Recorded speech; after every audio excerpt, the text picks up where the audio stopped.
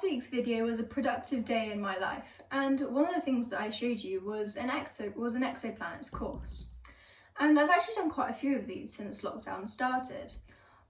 I've still got the exoplanet one to finish, and one called One Planet, One Ocean, which has been really interesting.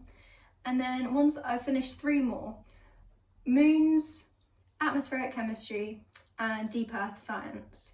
So today I thought I'd tell you a little bit about them and also what platforms I use and why I started. Well, I was meant to have sat my exams this year, but they got cancelled because of coronavirus. So we were only expected to do work for the courses that we hadn't yet finished, and only for the 3 weeks that we had between the start of lockdown and when we would have started our exams. And I had nothing to do with my time, and I thrive on structure. So I decided to make my own timetable full of things that I was interested in. As you've probably guessed by now, I really love learning new things. So I thought, why not just do some online courses? I've only done free ones because they're expensive and I still get to do all the learning, just not the tests on the courses on the platforms that I've chosen. So that was good enough for me. So what platforms did I use? Well, there are 2 main ones that I used. One was called edX and one was called FutureLearn, and they both have their pros and cons. edX has it looks more like a database. The website is fairly old, but it's a really good website, and I liked that it was more interactive, as you could do more quizzes for still being on the free plan. You still couldn't take the end of topic tests, but you could do quizzes throughout, which I thought was really good and kept me thinking. But the downside of this, it's basically all video lectures and quizzes, so if you don't really learn that well that way, it's probably not for you.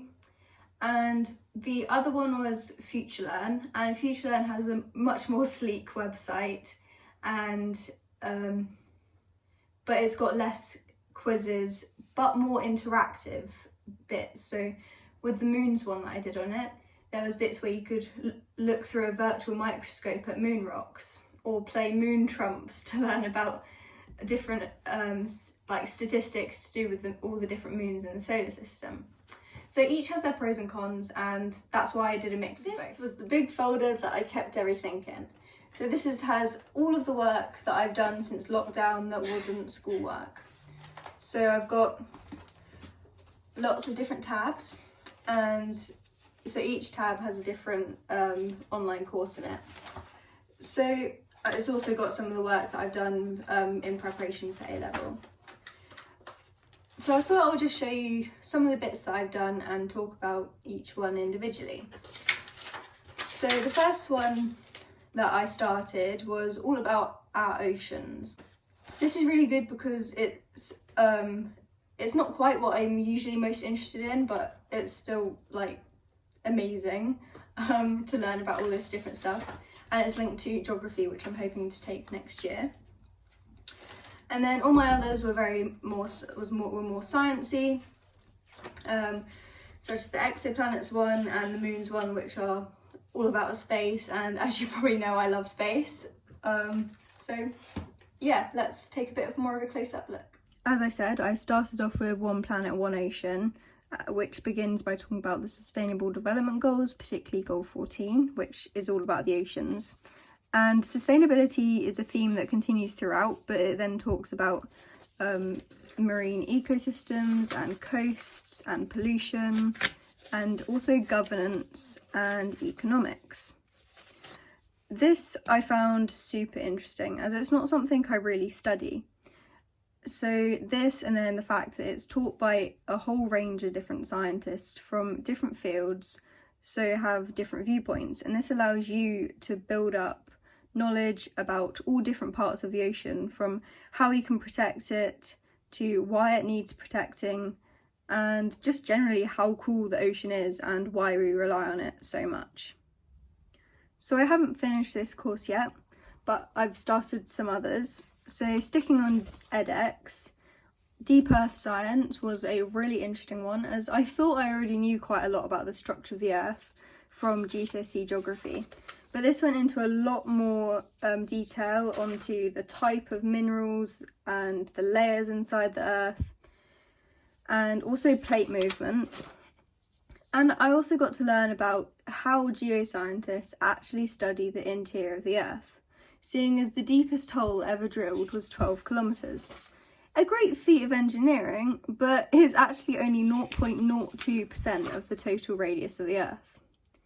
I also liked that there were coffee breaks where you could just sit with a snack and a cup of tea and watch a Q&A between the professor who taught the course and some of his actual students. The only thing I found quite odd was the fact that it flicked between some quite simple concepts and some more difficult ones. So here you can see we've got some actual equations, but then before we were just talking about stuff I basically already knew about the mantle. That was the only thing I found odd, but it was still very interesting to learn about it. So now we're moving on to my favourite course so far, which is called Exploring Exoplanets by the Australian National University on edX. And this is actually the second one in the series, so I would really recommend going through the first one first, because it gives you more of a solid understanding. That one's called The Greatest Mysteries of the Universe. And you don't have to have watched that one first, because I didn't, but sometimes they refer back to concepts that they went over in the first lecture series, and it would just have been nice to have actually read and watched the videos about that first. So as I said, this is my favourite one so far, as it doesn't just teach you the facts, but also the maths. And there are lots of quiz questions after each mini lecture, which is usually about 6 minutes, but they range between just 2 minutes to about 10. There are usually about 8 mini lectures in a lesson, followed by homework calculations at the end of each lesson or section, which is here. So they'll give you practice questions and then some actual ones. If you've paid for the premium course, then the questions you do for homework actually count towards your grade, but you can still do them if you're on the free course, which is good. They also, after the homework, they have a mystery problem about a fictional universe, which is really fun. I haven't been taking notes on that, as it's more just fun and applying the knowledge that you learn in the lesson before. It's actually at an undergraduate level, so it definitely requires a lot of thought, and it takes me a little longer than expected, but I don't mind, as I'm just so fascinated to learn about all of it, which is why I've taken copious notes on this one. Now moving across the internet, but staying in space, to FutureLearn Moons, and this is by the Open University. And so FutureLearn is a mix of videos, articles and interactive games, but it has less quiz questions to test your knowledge if you're on a free plan. And for me, that's a downside, as I quite like testing how much I've learnt, but I did still really enjoy this course. It covers everything from the history of our moon, moons around other planets, how moons are discovered and explored, to their structure and orbits. So it gives you a really solid foundation to the solar system and planetary science. Some of the stuff it covered I found quite basic, but it also taught me lots of new things too, and it was definitely a good progression between topics. So it's definitely suitable for both science newbies and long-time science enthusiasts like myself. So the final course that I finished was Atmospheric Chemistry, also on FutureLearn by, I think, the University of Leeds. So this one was also focused on the solar system and taught me a lot about planetary science. This one is actually more like a class than a course, by which I mean there were videos and articles to read, but these often came after a task to research a particular topic. For example, here I have done some research on TRAPPIST-1e, and then afterwards I've added some bits in that they have provided in case you've missed anything. So the reason they've done it this way is because, as well as teaching you about the atmospheres of planets and moons, it also taught you about researching and communicating science. And the final task was to write an article about a fictional discovery of an Earth-like planet. So this was right up my street, and I really recommend it as it's shorter than the others. So it's good if you just want a taste of online courses. So I would definitely say that my favourite facts from the oceans course was that 50% of our oxygen comes from the ocean, and it absorbs so much of our carbon dioxide that we produce. And then linked to this, how much heat that the ocean takes up. So 90% of the extra heat from global warming has entered the oceans.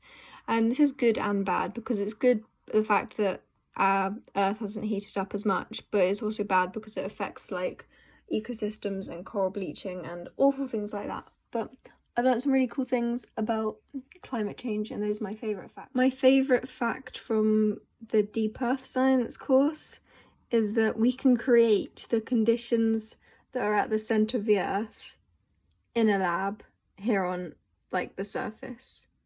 Like, wow, 5,000 Kelvin. That's like the same as the like surface of the sun. We can create that in labs on Earth, and it's like the same as what's in this part of the Earth. Just wow.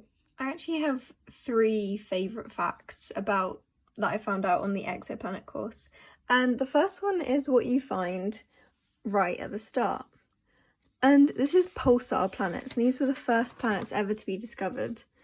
And it's really cool how it works, because it basically works on the wobble method of the star moving back and forth. Yeah, I just found that really cool that we've found planets around pulsars, which are like some of the most violent objects in the universe. And then the other cool thing, I've loved learning about all the different types of planetary systems that we've discovered, and one of them is found using direct imaging. So we've actually seen the light that these planets reflect, and we found 4 of them all in one system, all like Jupiter distance or like further out. Well, kind of more Saturn distance and further out.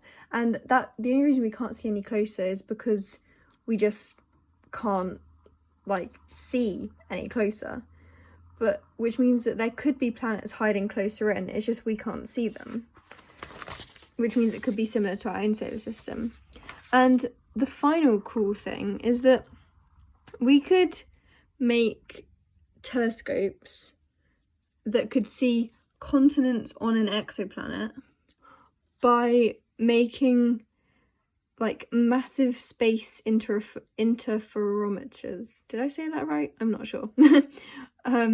Where you have multiple small telescopes up in space and they all like work together, kind of how the Event Horizon telescope worked, but up in space. My favourite thing from the moons course was probably learning about the history of the solar system and how it's actually changed over time. It's quite cool. And I also loved finding out all the structure of different moons, as that was just really fun to draw out and like compare them all. So these are kind of the biggest moons in the solar system. And then learning about water on the moon was really cool. And I'll definitely do a whole video on this, as it's just so cool, but learning about kind of where it came from and what its uses could be. And my favourite fact from the atmospheric chemistry course was how Earth and Titan are actually kind of similar, but also like incredibly different. So it was cool learning about all the different like layers, and how Titan actually has like layers of different compounds of clouds. So some of their clouds are made up of methane and ethane, and some are made up of different compounds, also hydrocarbons. So what's next? Well, I've got about 7 weeks of summer left, or well, lockdown, until term starts again. So I want to learn as much as I can about things that specifically interest me, rather than what the exam boards decide, before I go back. So as I said, I've still got the exoplanets one to finish. I've got about a module and a half left of that, and the oceans one, which I've got a couple of modules left, and then I've already started some others. So one of them is called Earth Optimism, and this is a short course again, about I think like only just 3 hours in total, whereas the others are like over 10. And this is very much about communication, which I really love, as I've got my blog on my YouTube channel, and I want to improve this. So this one is focusing on changing the conversation about conservation. So it's teaching you how to use Twitter to communicate what's happening in conservation, and it's called Earth Optimism, as you share the stories that are uplifting and showing that we can change the planet's direction that we're heading in. I hope you enjoyed that instalment of Lockdown Learning, and I'll be back either next week or the week after with the next lot of life as a student in lockdown. And I'll be talking about how I structure my days, because that was a requested video from my productive day in the life, which if you haven't watched it, go and watch it. You can watch it here. And I'll see you soon. Thank you for watching.